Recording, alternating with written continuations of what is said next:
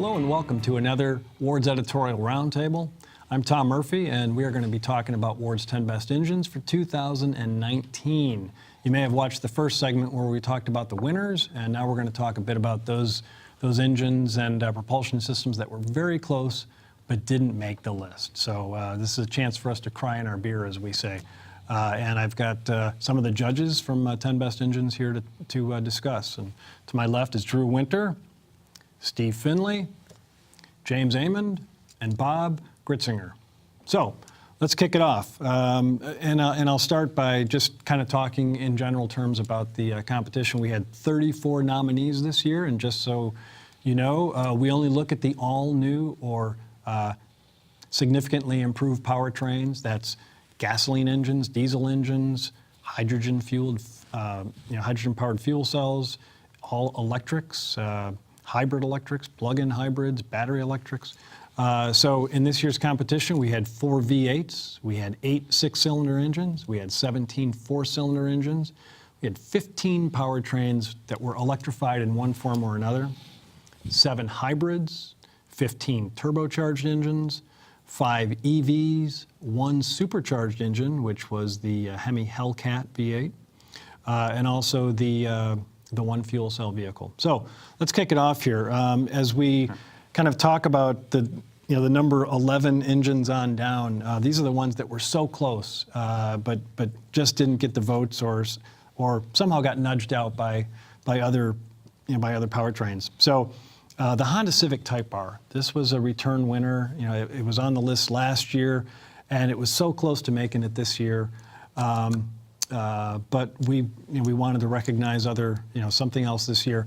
Also worth noting, there's only one carryover winner from last year that made it this year again, and that is the Ford Mustang V8, the 5-liter that we tested in the GT Mustang and also in the Bullet. So, James, I know you really liked the Civic Type R, and you were hoping it was going to get back on. Yeah, I went to the mat a bit for that one, and just for the simple reason, it's just a real kick in the pants. It is. It's so much fun to drive. Affordable. And it's affordable. Yep. End of story. End of story. Really, I mean, it's just so much fun to drive. And it's kind of a niche great. vehicle. That was one of the issues where, okay, how many people are actually going to go out and buy a Civic Type R? It's kind of the niche. boy racer vehicle. But those seats are, they just kind of hug you, and you right get locked now, in it kind there. of has the market to itself until that Hyundai Veloster N arrives in volume, because the Focus RS is going away. So this is really a segment unto itself right now. This pocket rocket. Yeah. This. And we were hoping to get the Veloster N in the competition this year, but just couldn't happen in terms of timing of the vehicle launch. But we will have it next year. We can count on that. And there were a series of vehicles that were right on the cusp that were last year's winners. Correct me if I'm wrong. The Infiniti Q50, the Chevy Bolt EV, the Pacifica Hybrid. Yep. These were all great powertrains. The Camry Hybrid. Yep. Again, some of these were supplanted by even better powertrains from their own companies. So you've outdone yourself. Well, look at Hyundai. Hyundai last year had on our list the Kia Stinger 3.3-liter V6 twin turbo that just blew us away. And this year it came back to us in the Genesis G70, lighter weight. Oh, and I could go to the mat for that one. Yeah, very easily. But they got replaced by their own vehicles, and instead Hyundai this year has 2 Ward's 10 Best Engines trophies for the very first time.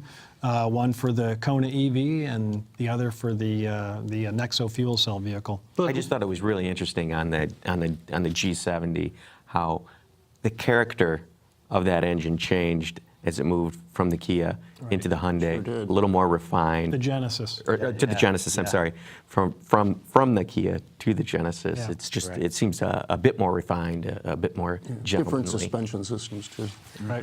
But I think just amazing over this past 25 years that we've been doing this testing that some, because the product cycles used to be longer for engines and you just didn't see the technology improvements so rapidly that the engines would stay on the list for a long time. And now there's just so much new technology every year. It's hard for even the best engines to stay on the list more than a Well, year. a great example is that Toyota Camry hybrid that didn't make the list last year, but instead, smaller 2-liter gasoline engine that is from the same family as the 2.5 that's in the Camry hybrid, with a slightly more sophisticated electrified powertrain in this Lexus UX. That's what makes our list this year. So constant improvement, it seems, is the catchword there. Yeah, I think it's a testament to the powertrain world today that we didn't test a bad engine. We just tested really good engines, and 10 we determined propulsion systems. were the best. Right. But yeah, and propulsion systems. I mean, some of But these- there wasn't a bad one in the group. Right. And that's a That's real so hard. testimony to what's going on out there with these It engineers. seems like it's just getting harder and harder to rule something out. I mean, what causes a 6.2 supercharged V8 Challenger Hellcat to not make the cut? Because it only makes 717 horsepower. Only that's why. 717. I mean, if yes. it was 718, Yeah, maybe we'd have a maybe, different yeah. vote. Well, in that same vein, talk a minute about the BMW M2 competition. I was in that the other night. I know you know a lot about that engine. That thing is just a piece of indulgence. I mean, it's chocolate on chocolate on chocolate. So the M2 competition has this high output S55 3-liter inline six that is borrowed from the M3, M4, amazing vehicles those vehicles were over the price cap, but now that that powertrain shows up in the M2, coming in closer to $50,000, comes in under our $64,000 MSRP price cap. And oh boy, Ooh la la. ooh la la, lightweight, 2-door didn't coupe. spoke Thank God cars are still around. It's not all 3,600 about pounds, it's not something all like about that. CUVs. Yeah. Just it is, light as a feather, stiff as a board. Oh, yeah. Great, Yeah. great engine. That was Yeah, one I drove it initially on a little bit of light snow or something, and it was more power than you needed. I was very happy the next day to try some of the same pedal work on dry pavement, and damn, the thing did the same thing. Right, right. I mean, it puts the power down in a hurry. I would have gone to the mat for the M2 competition to be on this year's list if it weren't for the X5, which has an even more updated B58 inline 6-liter, inline 6-cylinder 3-liter engine that is so perfect for a vehicle like the X5. It's higher volume and great fuel economy. So if that engine hadn't made the list, then there would have been a fight about the M2. Or well, maybe there wouldn't have been a fight. Well, like James says, the X5 is less of an indulgence. Yeah. So yeah, the Chevy Bolt. Boy, we had a lot of electrics in the competition this year. Let's see if we can name them all. We had the Nissan Leaf, we had the Bolt, we had the BMW i3S, and we had the Kona EV. And then Which am I one? forgetting one? Yeah, the Kona EV. Yeah, and well, the Kona EV made the list by virtue of its longest range. Yeah. 258 miles on a single charge, beats the Bolt, which is at 238. And the i3 I really enjoyed driving. The Leaf I enjoyed driving, but when your range is so much lower, it's difficult for us to argue why those belong on the list instead. But there's a certain enjoyment that I'm getting from driving electrics today that I hadn't really had before. From all of those vehicles, they all really do move the needle in they're terms of blessed, driving right? enjoyment. Yeah. And, Blast to drive. Yep. Yeah, I had an opportunity a few months ago to autocross a Chevy Bolt. Yep. What great fun that was. And, Absolutely. And I think, as a committee, I think, we sort of agreed, though, that the Kona had a slightly different character to it. They were able to imbue a different maybe a little more sportiness into that, Right. and that kind of swayed us. Yeah. So we had a lot of trucks in this year's competition. And for the first time this year, we have 3 winners that are in pickup truck engines from Ford, from Ram, from Chevrolet. But there were some that didn't make the cut, and they were close. But let's talk about some of those now. From Chevrolet, there's the four-cylinder, yes, a four-cylinder engine, the 2.7 liter all-new engine that's launching in the 2019 Silverado. Moved this vehicle incredibly well. I thought I was impressed. I wasn't expecting it. Turbo. Dual volute turbo from Borg Warner, I believe. Borg Warner, yeah. yep. Yeah. So James, you've spent a lot of time in this vehicle. Tell us about it. It's a great engine, and I think one of the really cool things about it is some of the technologies that are on it. It makes good power. It's great torque, especially. But some of the technologies on it, like an active thermal management, where they're targeting different areas of the engine to heat or cool, to reduce friction, just basically improve efficiency overall. I think you can probably see that move on to other GM engines. It's kind of exciting. Right. I just never thought I'd see a four-cylinder engine in a full-size pickup truck. Or a four-cylinder engine in a full-size pickup truck that will shut down to two cylinders at steady state cruising. I mean, that's just mind-blowing stuff right there. We didn't think that V6s would take off the way they have in the F-150, and now it's Small some V6s, 75% of their sales are V6 engines. Maybe this is the next step. Yeah. I think a little more refinement in this engine and how it integrates with the transmission, and it would have made the list. Yeah, so this is a good chance to talk about the 2.7 liter V6 EcoBoost in the F-150. That engine made our list last year with a 10-speed automatic and amazing stop-start smoothness that really did improve fuel economy. And that engine impressed us again this year. And we sampled it in the Edge and the F-150. The Edge ST, right. And that's another one that's hard to leave off the list. Very smooth. It's just, again, some things start to supplant it. Yeah, And such as the Power Stroke 3-liter diesel V6 correct. in the F-150, logging amazing fuel economy.